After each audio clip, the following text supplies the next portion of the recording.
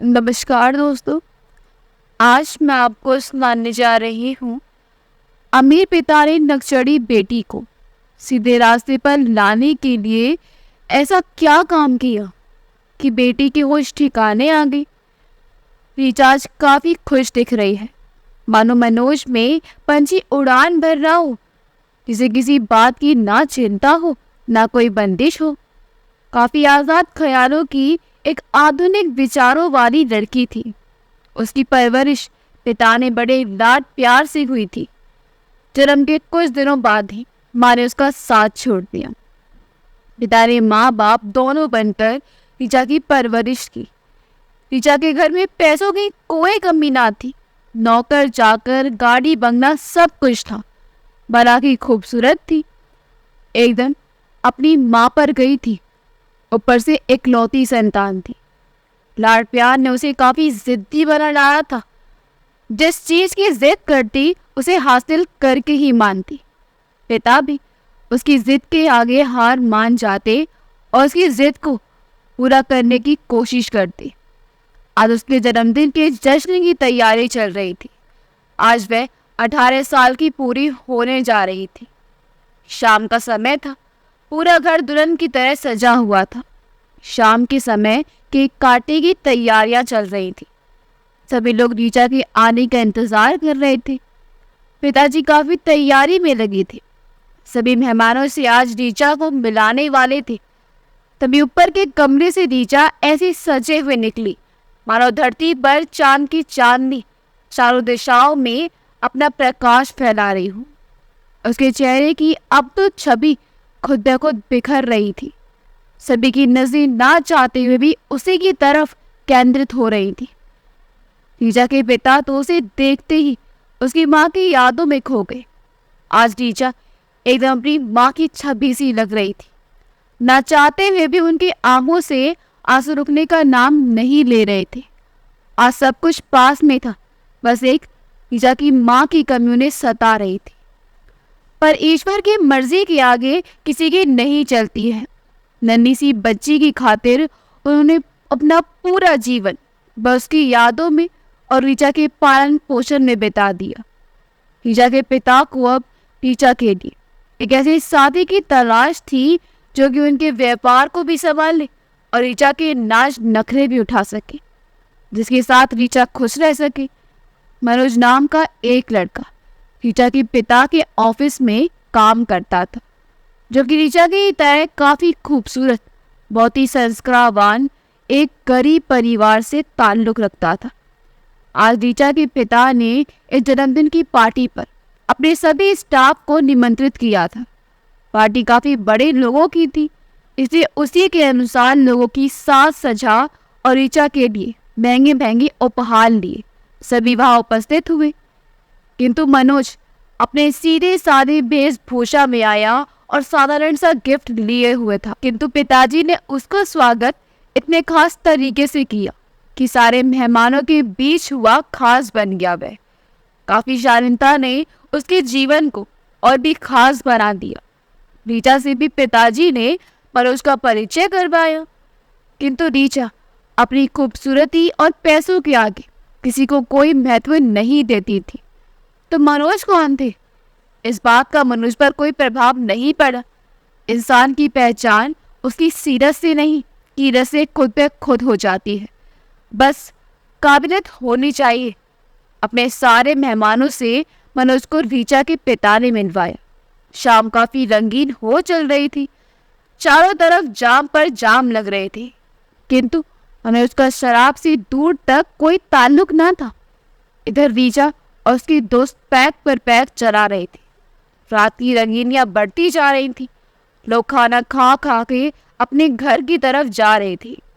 आज के जमाने में जो पिएगा नहीं, उसे आधुनिक समाज बैकवर्ड की संज्ञा दे देता है।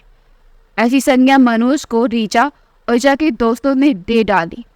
रीचा ने काफी उनका मजाक उड़ाया और काफी बदतमीजियां भी उनके साथ की। देखिए, मनोज की सहनशीलता कहे या मजबूरी, उन्होंने पलटकर कोई जवाब नहीं दिया। मनोज के पास आधुनिक ठाट बाट ना थी, किंतु उनकी खूबसूरती के आगे रीचा की खूबसूरती भी फीकी पड़ रही थी। किंतु रीसा समझ ना सकी। अपनी गुरूर में जी रही थी। आज नशा तो ज्यादा ही कर रखा था। सबके घर चले जाने पर मनोज उसे किसी तरह उसके कमरे तक पहुंचाकर अपने घर जाने के लिए निकलते हैं। रात काफी हो चुकी थी। रीचा के पिताजी रीचा के व्यवहार के लिए मनोज जी से माफी मांगने लगते हैं, मगर मनोज जी चरण छूकर खुद माफी मांगते हैं और कहते हैं कि प्लीज सर, हमें शर्मिंदा ना करें, मैं इस लायक नहीं हूँ, और अपने घर के लिए निकल पड़ता है। माँ घर पर उसके इंतजार में पलकी बिछाए बैठी थी, और बैठी भी क्यों ना, इकलौता बेटा जो था। उनकी गरीबी में उनके पास एक मनोज ही तो था जिसका उन्हें गुरूर था। जब मनोज ने घर पहुंचकर सारी बातें बताई तो माँ उन्हें समझाने लगी, बेटा, बड़े लोगों की बड़ी बातें होती हैं, उनके जाल में भूल से ना फंसना, ये तो मैं कहाँ जाऊंगी। बड़ी तपस्या के बाद आज तुम्हें इस लायक बनाया है, हमारा तुम ही एकमात्र सहारा हो। समझाने के बावजूद आज दिल बैठ जा रहा था। बीता समय याद आ रहा था, पति के ना रहने पर कैसे कैसे दिन काटे, कितनी मुश्किलों का सामना करना पड़ा। तब जाकर आज माँ बेटे के लिए 2 जून की रोटी पा रही है। बेटा ही तो है जिस पर उसे गुरूर भी है और अभिमान भी है। फिर ना जाने कि उस समय के चलते कलेजा बैठ सा रहा है। हे प्रभु, तेरी कैसी लीला है, तू जो चाहता है वही होता है, हमारी मर्जी कुछ नहीं चलती है। आज अपने अतीत को याद करने लगी। नई शादी कर अपने पति के साथ एक नई जिंदगी की शुरुआत करने निकली थी। तब वह दिल्ली में जॉब करती थी। इसलिए शादी के बाद वह भी दिल्ली शिफ्ट हो गई। घर परिवार में रहने के लिए समय ही नहीं मिला। उनके लिए ससुराल मायका सभी का प्यार पति तक ही सीमित था। तब मोबाइल का भी समय नहीं था। हाँ, चिट्ठी पत्र जरूर थे। 2 छठे छमाही हाँ आजा करती थी, जिससे अम्मा बाबूजी का हाल चाल मिल जाता था। और यदि हर बार पैसों की जरूरत पड़ती तो पति मनी ऑर्डर कर देते थे। एक दिन ऑफिस गए थे, किंतु रात के 10 बज गए। मनोज के पिताजी नहीं आए। सास बहू का बुरा हाल हो रहा था। कहाँ जाए, किससे पूछे, क्या करे। इधर मनोज भी आज इतना रो रहा था कि चुप होने का नाम नहीं ले रहा था। आज मन बैठ जा रहा था, किससे पूछो, सवेरे का सूरज ना जाने क्या पैगाम लाएगा। आज हंसती खेलती बगिया वीरान हो जाएगी। कभी सपने में ना सोचा था कि ऐसा भी समय आ सकता है। जैसे तैसे सवेरा हो गया। खबर भी आई, पैगाम भी आया। फैक्ट्री में भयंकर आग लग गई थी। सारे कर्मचारी जल गए, किसी को बचाया नहीं जा सका। मानो सारी बातें सपने जैसे लग रही थी। कोई तो कहते ये सब झूठ है, पर क्या किया जा सकता है। मनोज के दादा इतनी सारी सुख सुविधा को छोड़कर मनोज और माँ को लेकर के गांव चले गए। गांव का माहौल कुछ अलग ही होता है। लोगों के ताने सुन सुनकर मानो कान पक गए। चुड़ैल ये सबको खा जाएगी, और भी बहुत सारी बातें। इन सब तानों से परेशान होकर मनोज को लेकर मनोज की माँ वापस दिल्ली चली गई। वहाँ कुछ हद तक सारे प्रश्नों को पूछने वाला कोई नहीं था। जहाँ वह अपने बच्चे का पालन पोषण आराम से कर सकती थी। कोई ये पूछने वाला नहीं था, तुम पर क्या बीत रही है, तुमने तो अपना सब कुछ खो दिया। कि पहाड़ सा जीवन तुम्हारा कैसे बीतेगा। काफी संघर्षों के बाद माँ ने आज मनोज को अपने पैरों पर खड़ा किया था। आज अपने अतीत को याद कर उनको अपने आंसू के समंदर में डूबो दिया था। तभी मनोज ने माँ को देखकर उन्हें अपनी बाहों में भर लिया और समझाने लगा, पगली, अपने बेटे पर तुझे विश्वास नहीं है क्या? हर दुख का सामना दोनों ने मिलकर किया है, तुझे कभी डरने की जरूरत नहीं है। माँ, मेरी हर खुशी तुमसे होकर गुजरती है। मनोज ने अपने हाथों से उनके आंसू पोंछे। रात कब बीत गई पता ही न चला। सुबह का सूरज नई रोशनी के लिए मनोज का स्वागत कर रहा था। नहाया धोया और तैयार होकर ऑफिस के लिए निकल पड़ा। वहाँ ऑफिस पहुंचा तो सभी की नजरें उसके लिए खास सम्मान लिए एक अजीब से प्रश्न कर रही थी। छोटे से ले करके बड़े सभी गुड मॉर्निंग सर किए जा रहे थे। मनोज को समझ नहीं पा रहा था ऐसा क्या खास हो गया। तब ऋचा के पिताजी उसके कैबिन में आए और कहीं साथ चलने का आग्रह करने लगे। कहीं मीटिंग थी, इसलिए मनोज को साथ लेकर के जाना चाह रहे थे। इधर मनोज को सारी बातें कुछ अच्छी नहीं लग रही थी। रात माँ की सारी बातें याद आ रही थी। करे तो वह क्या करे, कुछ समझ नहीं पा रहा था। लालच तो उसके अंदर छूकर भी ना था। वह हर हाल में अपनी माँ की खुशी चाहता था। संयोग से उस दिन ऋचा के पिता मनोज को अपने घर साथ लेकर के गए थे। ऋचा ने देखते ही अजीब सा मुंह बनाया, अपने दोस्तों के साथ बाहर घूमने के लिए चली गई। पिताजी चिल्लाते रह गए। ऋचा मानो जैसे उसने सुना ही ना हो। पिताजी ने आज ठान लिया था कि आज शाम इसकी खबर जरूर लूंगा। मेरे प्यार दुल्हन ने इसे काफी बदतमीज बना दिया है। इस पर मनोज ने कहा, जाने दीजिए सर, समय सबको ठीक कर देता है और माँ ना रहने की वजह से हो सकता है कुछ ज्यादा ही चिड़चिड़ी हो गई है। आखिर एक पिता से एक लड़की अपनी हर बात शेयर नहीं कर सकती है। दोनों लोग गाड़ी में बैठे और ऑफिस चले गए। यहाँ मनोज के दोस्त उसके काफी मजे लेने लगे। क्या भाई, आजकल तो तुम्हारी काफी बल्ले बल्ले चल रही है। इस पर मनोज ने कहा, जैसा तुम लोग समझ रहे हो वैसा कुछ भी नहीं है। मैंने कभी सपने में भी वैसा ऐसा और वैसा कुछ भी उसके विषय में नहीं सोचा है। हम ठहरे मध्यम वर्गीय गरीबी में पले बड़े, वो बड़े लोग, हम उनकी जूती बनने लायक भी नहीं है। किसी तरह रोजी रोटी चल रही है, उसे ज़्यादा कुछ नहीं चाहिए। शाम का समय था, मनोज घर जाने की तैयारी कर रहा था। तभी ऋचा के पिताजी ने उन्हें बुलाया। आज मनोज सोच ही रहा था कि आज ऋचा के पिताजी को स्पष्ट मना कर दूंगा, चाहे नौकरी रहे या जाए, फिर दूसरी तलाश लूंगा। मननी मंथन में चल रहा था, कुछ समझ नहीं पा रहे थे। एक तरफ नौकरी, दूसरी तरफ ऋचा नाम की आफत। पता नहीं कैसे इन दोनों को समस्याओं से निपटूंगा, यही सोचकर विचार में था। तभी ऋचा के पिताजी खुद ही मिलने मनोज से चले आए और मनोज से कहने लगे, बेटा, तुम्हें वह सारे गुण हैं जो मुझे महसूस होते हैं, जिसकी मुझे तलाश थी। तुम मेरी आखिरी मंजिल हो, मेरी बिखरी दुनिया तुम संवार सकते हो। तभी फोन की घंटी बजी। हेलो हेलो पापा, मैं ऋचा बोल रही हूँ। आप कहाँ हैं? मुझे आपसे मिलना है, आपसे किसी को मिलाना है। ऋचा के पिताजी काफी भारी मन से घर के लिए निकले। आज उनकी बेटी किसे मिलवाने वाली है। जाने का मन ना होते हुए भी घर पहुंचे। घर पर देखा तो पार्टी चल रही थी। उसके दोस्तों का मजबा लगा हुआ है जिसको वह मिलवा रही थी। वह पूरी तरह नशे में था, पूरी तरह खड़ा भी नहीं हो पा रहा था। इधर ऋचा की हालत भी कुछ वैसी ही थी। वह क्या मिलता और क्या मिलवाती।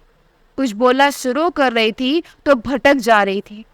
आज पिताजी ने उसे जोर की डांट लगाई और उसके सारे दोस्तों को भी डांट कर भगा दिया। रात जैसे तैसे बीत गई। काफी उलझनों के बाद सवेरे बाप बेटी का सामना होता है, किंतु दोनों में बात नहीं होती है। ऋचा भी गुस्से में ही थी। आज इस अवस्था में एक पिता के लिए उसकी बेटी का ये व्यवहार काफी असहनीय लग रहा था। लेकिन आज उन्होंने कठोर होकर निर्णय लिया और ऋचा को अपना निर्णय सुना दिया कि तुम्हारी सगाई के लिए शाम को एक पार्टी रखी है, जिसमें तुम कोई उल्टी सीधी हरकत नहीं करोगे और चुपचाप मनोज के साथ शादी कर लोगी। ऋचा कुछ ना बोली। आज पहली बार पिताजी को इतने गुस्से में देख रही थी। सोचा, इस समय जो वो कह रहे हैं कर लेने दो, मैं मानूंगी तभी ना, वह मेरे पति बनेगा। अपना निर्णय सुनाकर पिताजी मनोज के घर उनकी माता जी से मिलने चले गए और गली में गाड़ी के आते ही बच्चों की भीड़ लग गई। पीछे पीछे दौड़ने लगे। बच्चे माहौल की औरतें खिड़की जंगले खोल खोल कर ऐसे देख रही थी मानो आज गली में कोई नेता वगैरह आ गया है। मनोज को पता करते करते आखिर वह उसके घर तक पहुंच ही गई। मनोज की माँ के आगे हाथ जोड़कर खड़े हो गए और अपनी सारी बातें उनसे कह सुनाई। मनोज की माँ को दुख की मारी थी।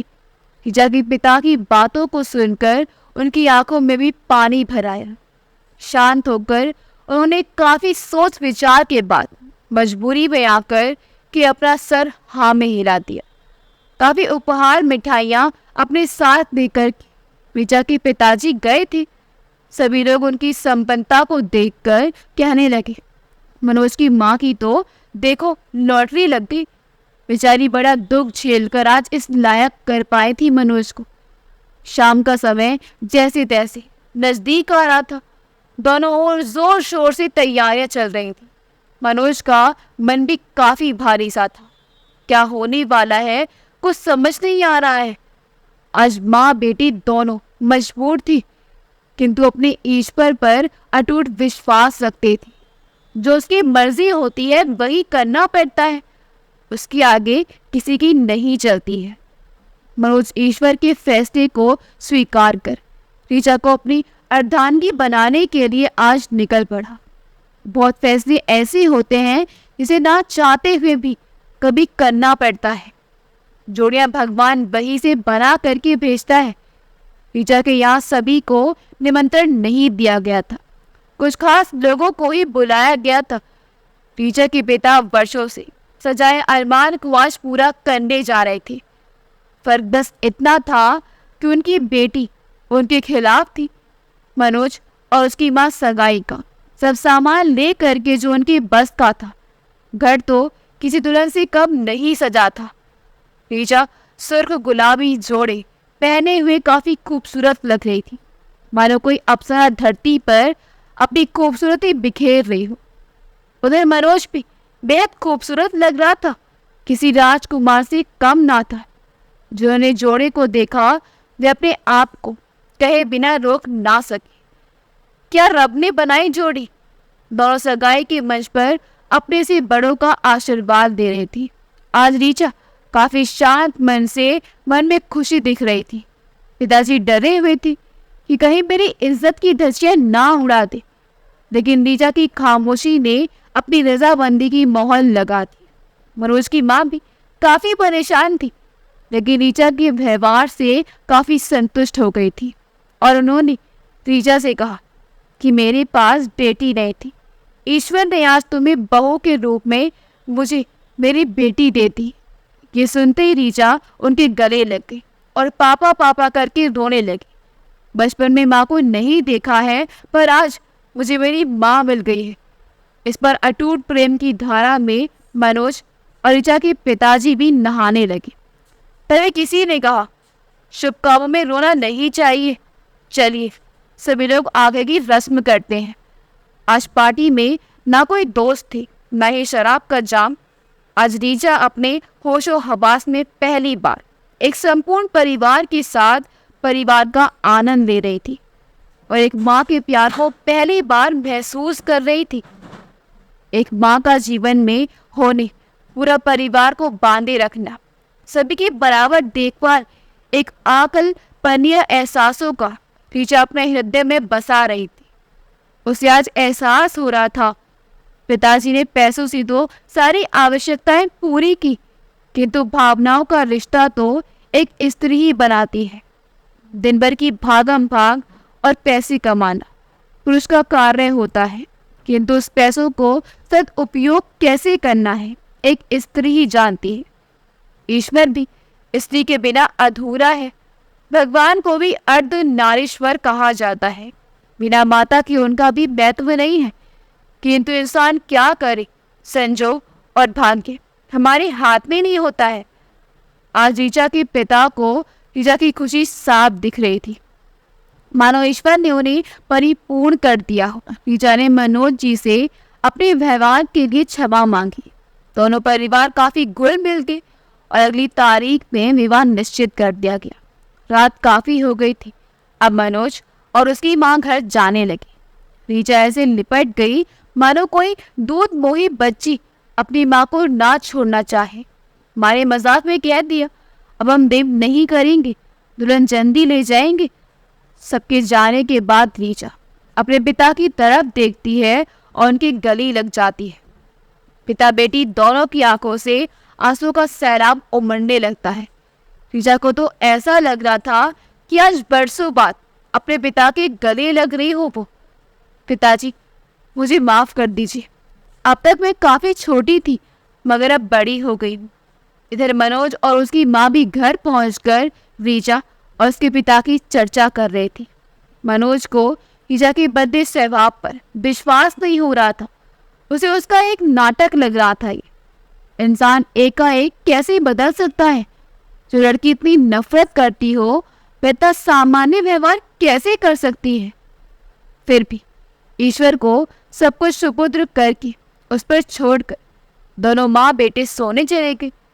सुबह का सूरज एक नए सपनों का आगाज लेकर आया। मनोज काफी स्वाभिमानी खुदगर्ज इंसान था। रीचा के पिता ने उनके सारे लक्षण देखकर ही अपनी रीचा के लिए पसंद किया था उसे, किंतु उनका इतना बड़ा व्यवसाय तो उन्हें देखना ही पड़ेगा। सुबह रोज की तरह नहा धोकर ऑफिस जाने की तैयारी में लग गया था मनोज। तभी दरवाजे पर एक चमचमाती गाड़ी हॉर्न मारने लगी। मनोज को कुछ अटपटा लग रहा था।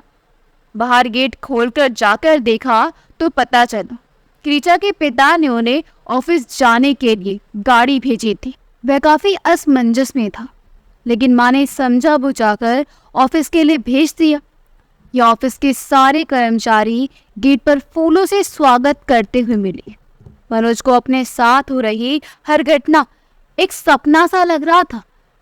रीचा के पिता ने सारे कर्मचारियों के साथ खुद गेट पर उसका स्वागत किया और उसे उसके नए पद और ओहदे का स्वीकार करने का आग्रह करने लगी। बेटी का रिश्ता जोड़ने के नाते वे उसे अपनी बराबरी का बनाने में लगे हुए थे, किंतु मनोज को कुछ अच्छा नहीं लग रहा था। उसने उनके साफ शब्दों में कहा कि मुझे अपने उसी पुराने जीवन में रहने दीजिए। मैं किसी के एहसानों की तले दबना नहीं चाहता। खुदगर्जी ही मेरा स्वाभिमान है, मेरा गुरूर है। आप मुझे खुद अपनी नज़रों में गिरने ना दें। आप बड़े हैं, मैं आपका सम्मान करता हूँ। आपने मुझे इस लायक समझा, लेकिन मेरी खुदगर्जी मेरे जीवन की एक अनमोल दौरा है। पिता को तो हमने देखा नहीं है, किंतु माँ ने मुझे अपने खून पसीने से सींच कर मुझे आज इस लायक बनाया है। मुझे अपने बल पर जिंदगी में आगे बढ़ने दीजिए। मेरे लिए खुद को बैसाखी मत बनाइए। मैं आपकी बेटी को वह सारी सुख सुविधा देने की कोशिश करूँगा जिसे आपने उसे दी है। मेरा विश्वास कीजिए। आज रीचा के पिता अपनी दौलत को मनोज के विचारों के आगे काफ़ी छोटा महसूस कर रहे थे। आज ईश्वर ने मेरी बेटी के लिए एक कितना अनमोल हीरा तराशा है। बार बार अपने ईश्वर को शुक्रिया कर रहे थे। ऑफिस में सभी दोस्त मनोज से आज पार्टी मांग रहे थे। मनोज ने ऑफिस में ही मिठाई समोसे मंगाकर सभी को खिला दिया। सभी कहने लगे कि इतने से काम नहीं चलेगा, हमें दावत आपकी और रीचा दोनों की तरफ से चाहिए। इस पर मनोज ने कहा, रीचा को हमारे घर आ जाने दीजिए, तभी दावत मिलेगी। इधर रीचा भी ख्यालों में खोई अपना भविष्य देख रही थी। एक रात ने पूरी जिंदगी का मायना ही बदल दिया। हर घड़ी वह उसी ख्यालों में खोई रहती। आज रिश्तों की अहमियत पैसों के आगे काफी बड़ी लग रही थी। आज अपना ही घर उसे बेगाना सा लग रहा था। मनोज के यहाँ से मिली हर चीज को बार बार बड़े प्यार से उठाती, उसे देखती और उसके साथ एक नया सपना सजाती। बड़ा मन कर रहा था एक बार उससे मिलने का, जिसे वह इतना तिरस्कार कर रही थी। आज उसी के लिए वह तड़प रही थी। ये कैसा रोग उसे लग गया था। न तो दिल को चैन था, न तो रात की नींद। कहे तो कैसे। शाम को पिताजी जब घर आए तो रीचा की हालत देखकर चुपचाप हो गए। मानो उन्हें कुछ महसूस नहीं हो रहा है। रीचा चुपचाप पिता के बोलने का इंतजार कर रही थी कि अचानक मुंह से निकल गया, रोज जबरदस्ती लेकर चले आते थे, आज नहीं लाए क्या? इस पर पिताजी ने चिढ़ाते हुए पूछा, क्या अब ऋचा मारे शर्म के भागकर अपने कमरे में चली गई। पिताजी ने पहले उन्हें शाम के खाने पर बुलाया था, किंतु ऋचा नहीं जानती थी।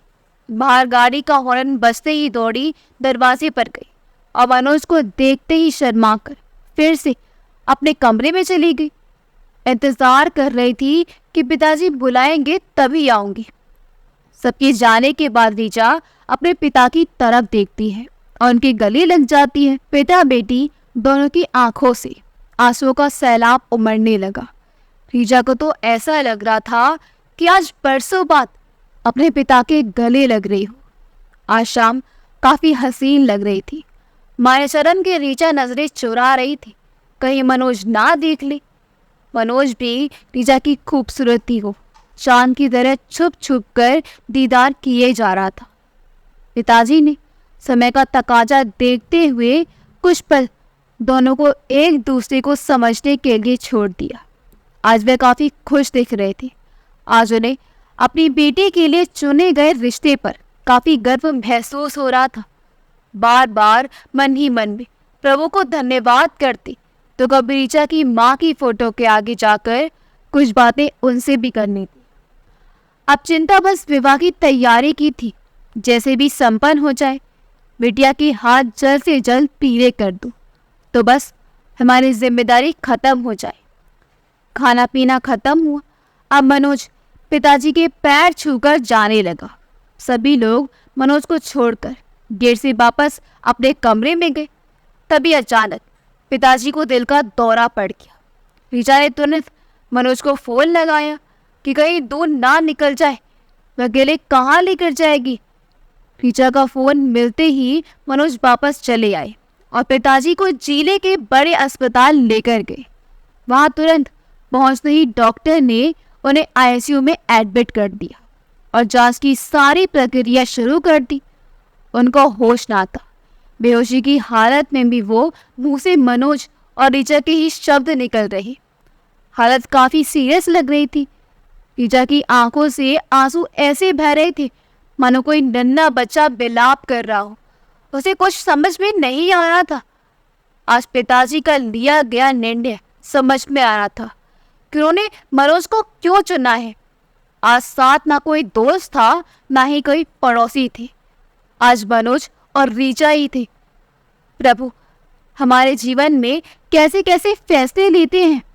एक तरफ तो इतनी ढेर सारी खुशियां थी, पर क्षण भर में सारी खुशियों को दुख और चिंता में बदल दिया। मनोज बार बार ऋचा को समझाता है, पागल हो, इस तरह से रोई जा रही हो, बीमार पड़ जाओगी तब क्या होगा, तुम्हें देखूंगा कि पिताजी को।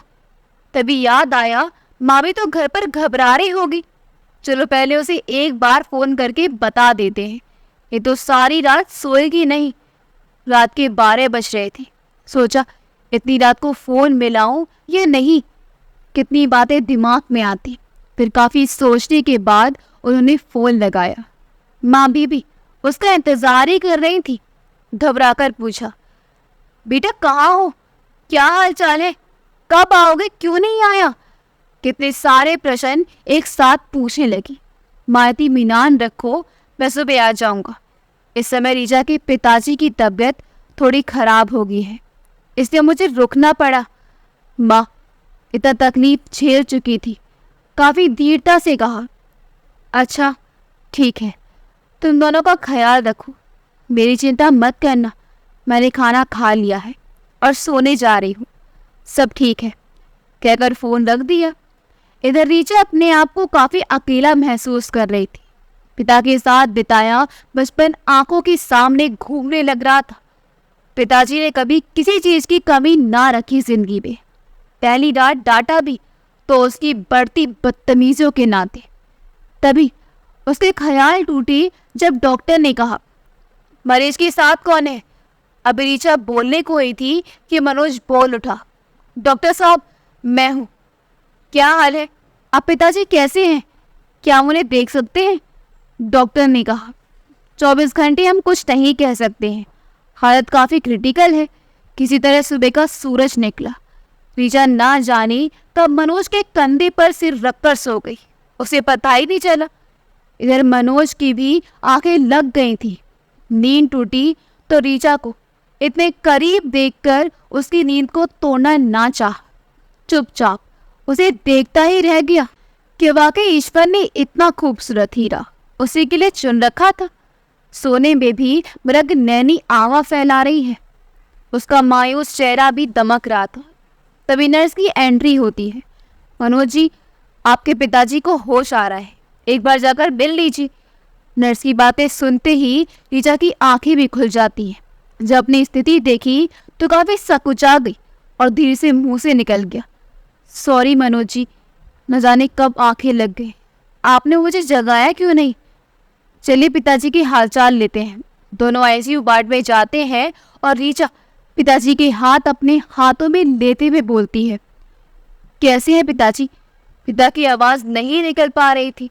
इशारों में हाथ हिला दिया।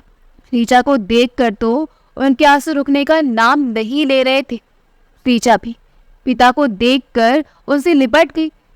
तभी नर्स ने उसे आकर कहा कि इन्हें किसी तरह का स्ट्रेस मत दीजिएगा, नहीं तो हम कुछ भी नहीं कर पाएंगे। लेकिन दोनों के आंसू को बह जाना ज़्यादा बेहतर था। अपने आप को काफ़ी हल्का महसूस किया। मनोज जी चुपचाप खामोश खड़े वहाँ देख रहे थे और पिताजी से कहा, अब आपको किसी तरह की चिंता नहीं करने दूंगा, आपकी सारी जिम्मेदारियां मैं देख लूंगा। इस बात पर रीचा के पिताजी ने रीचा के हाथों को उनके हाथों में सौंप दिया। कुछ कहना चाह रहे थे पर कह नहीं पा रहे थे। तभी उनकी सांसें तेज तेज चलने लगी और मारे घबराहट के पसीने आने लगे। उनकी हालत देखकर रीचा फिर चिल्लाने लगी। सारे डॉक्टर्स और नर्स ने सभी को बाहर निकाला और इलाज का प्रयास करने लगे। 3 बार उन्हें हिचकियाँ लगी और प्राण पखेरु हमेशा के लिए उड़ गए। डॉक्टर बाहर आए और मनोज और रीचा से कहने लगे, बेटा आई एम सॉरी, बहुत कोशिश की लेकिन वह जीने की इच्छा छोड़ चुके थे। रीचा तो सुनते ही मानो पत्थर की मूर्त बन गई थी। मनोज भी कुछ समझ नहीं पा रहा था। तभी माँ की फ़ोन की घंटी बजी, लेकिन मनोज को सुनाई नहीं दे रही थी। तभी नर्स ने आवाज़ दी, सर आपका फ़ोन बज रहा है। उधर से माँ हेलो हेलो कर रही थी। बेटा कहाँ हो?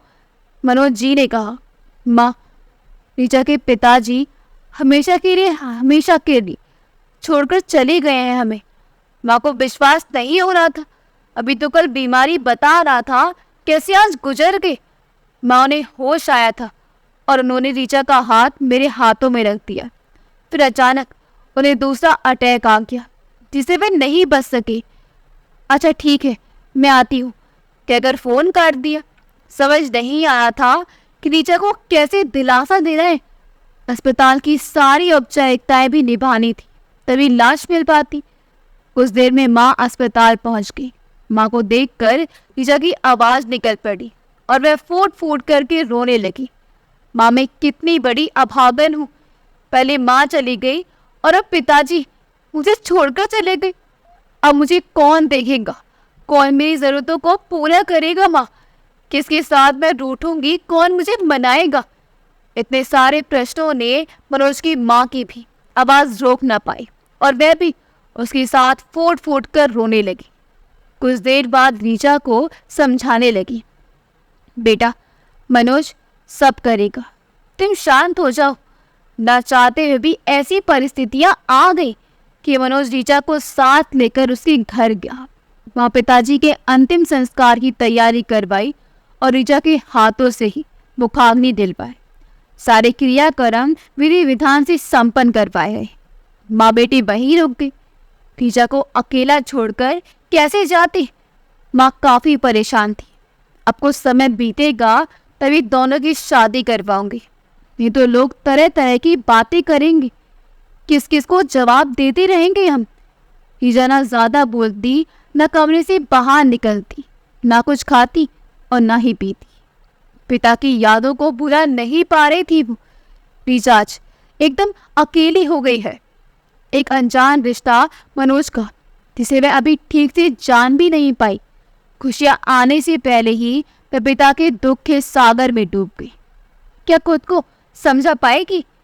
क्या एक नया संसार मनोज के साथ बसा पाएगी? आज 2 महीने का समय निकल गया, लेकिन रीचा आज भी अपने आप को संभाल नहीं पा रही थी।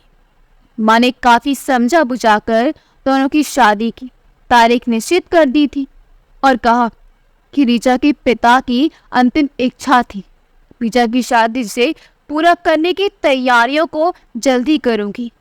तैयारियों में ज़्यादा शोर शराबा ना हो। माँ को ही वर पक्ष की भी रस्में निभानी थी और वधू पक्ष की भी। रीचा के पिता की मृत्यु का दुख तो सभी को था, लेकिन प्रभु की इच्छा में इंसान का कोई बस नहीं चलता है। लेकिन ईश्वर जो भी करता है अच्छा करता है। अगर भगवान कष्ट देते हैं तो कष्ट सहने की क्षमता भी देते हैं और सहारा भी वही बनाकर भेजते हैं।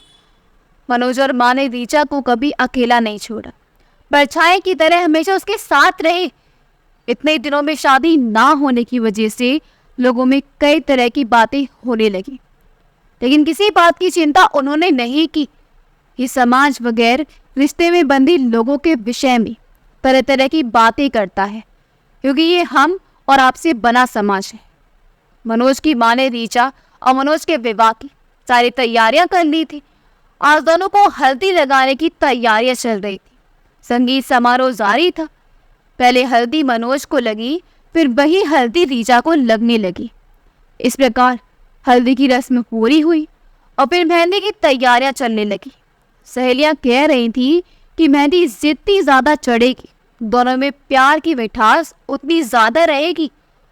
सारी तैयारियों के साथ रस्में बाखूबी निभाई जा रही थी। एक तरफ बारात की तैयारी थी तो एक तरफ कन्यादान की।